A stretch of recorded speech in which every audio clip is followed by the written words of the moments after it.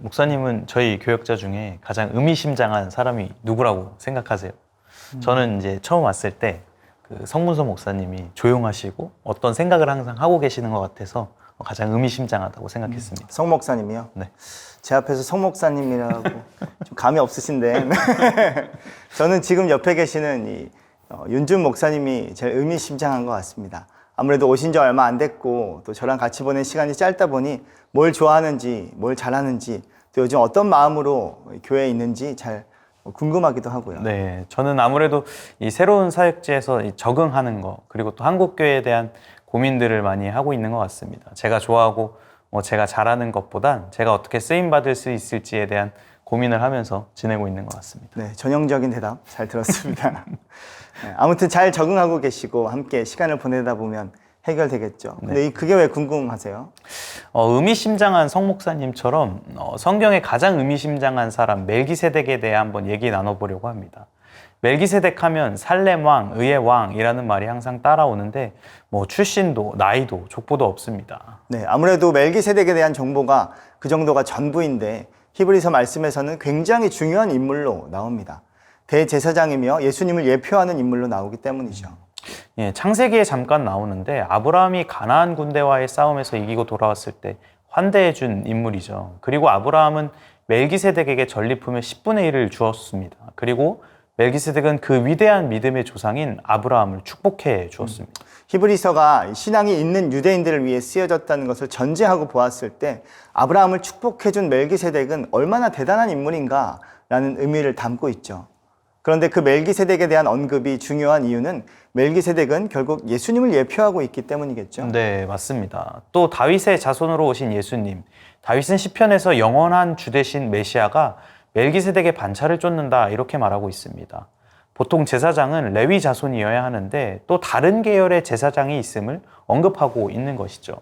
예수님은 인간 대제사장과는 완전히 다르다라는 의미를 담고 있습니다. 네, 뿐만 아니라 멜기세덱의 이름은 의의 왕이라는 뜻이고 또 멜기세덱에 항상 따라오는 살렘 왕은 평강의 왕이라는 뜻이죠.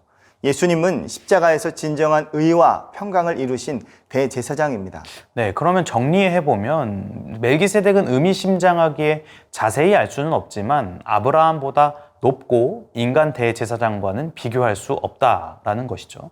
또 왕과 제사장의 역할을 동시에 하면서 진정한 의와 평강의 왕이라는 겁니다. 결국 예수님을 방불케 하는 인물로 예수님을 예표하고 있다는 것이 가장 중요하겠습니다. 물론 멜기세덱이 예수님이냐 이런 질문도 있을 수 있을 것 같아요. 네, 그렇습니다. 하지만 하나님의 아들인 예수님과는 동일시할 수 없다는 것은 분명합니다. 성경은 멜기세덱이 예수님을 예표하는 인물로 언급하고 있지만 말씀하신 데까지만 우리가 이해하면 좋을 것 같습니다. 성경 곳곳에서 멜기세덱을 찾아보면서 그곳에 예수님을 한번 발견해 보시기 바랍니다.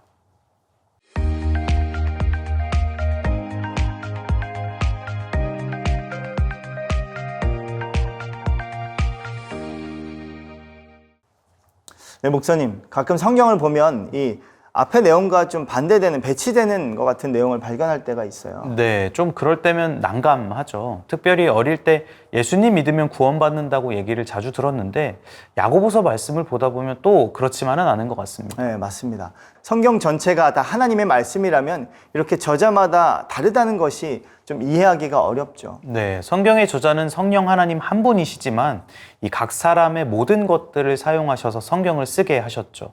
그래서 성경이 한 권이라는 인식이 우리에게 가장 먼저 필요할 것 같습니다. 그럼 믿음으로 구원받는다라는 로마서의 말씀과 야고보서의 말씀은 완전히 배치되는 것 같은데요. 야고보서에서는 이렇게 말씀합니다. 사람이 행함으로 의롭다 하심을 받고 믿음으로만은 아니니라. 너무 반대되는 말씀인데 어떻게 이해하면 좋을까요? 네, 이 말씀을 이해하기 위해서 무엇보다 누가 이 말씀을 듣는가, 즉 독자가 누구인지가 제일 중요합니다. 그들에게 이 말씀이 왜 필요했는지 이해하는 것이죠. 야고보서의 독자는 흩어져 있는 12지파 이렇게 기록되어 있습니다. 좁은 의미로는 이스라엘 땅 밖에 사는 유대인들을 지칭하지만 넓은 의미로 하나님 백성 전체를 가리킨다 이렇게 볼 수 있습니다. 또 야고보서에서 다루고 있는 문제들도 많았죠. 부자와 가난한 자의 차별, 또 말 실수, 비방과 정죄 등 세상 사람과 구별되지 않는 모습들이 많이 있었음을 시사하고 있습니다. 네, 맞습니다. 이렇게 문제가 많다 보니 믿음이 있는 사람들의 행동에 대해 가르쳐 줘야 했습니다. 마치 행위만을 강조하고 있고 믿음을 무시하는 것처럼 보일지 모르지만 전혀 그렇지는 않습니다.